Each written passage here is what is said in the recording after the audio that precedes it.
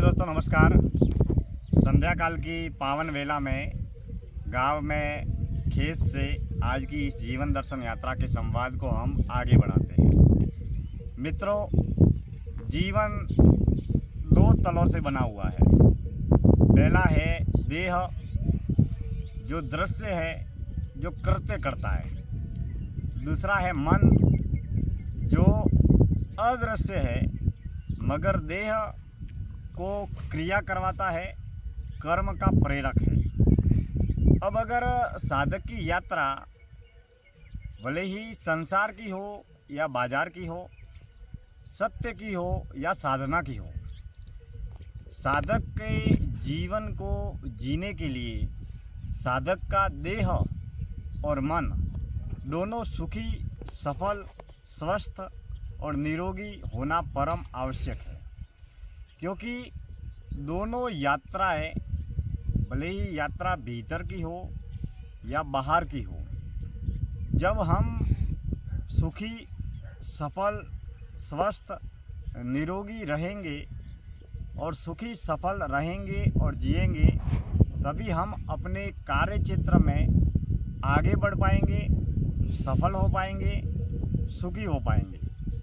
हम मानते हैं कि जीवन नियमित, निरंतर बहती हुई धारा है।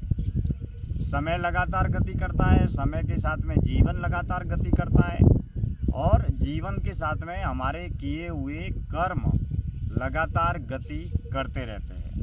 मित्रों, एक बात बहुत बारीकी से हमें समझ में आती है कि आत्मा, परमात्मा, सत्य, आत्मज्ञान, आत्मजागरण, आत्मकल्याण, मोक्ष, ये बहुत दूर की बातें हैं, कोसों दूर की बातें हैं। इससे पहले आत्मा परमात्मा को जानने पहचानने से पहले साधक का स्वस्थ होना, सुखी होना, निरोगी होना परम आवश्यक है।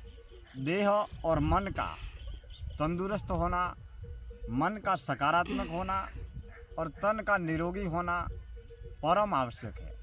क्योंकि हम संसार और बाजार की खोज के माध्यम से ही सत्य और शून्य की खोज कर पाएंगे।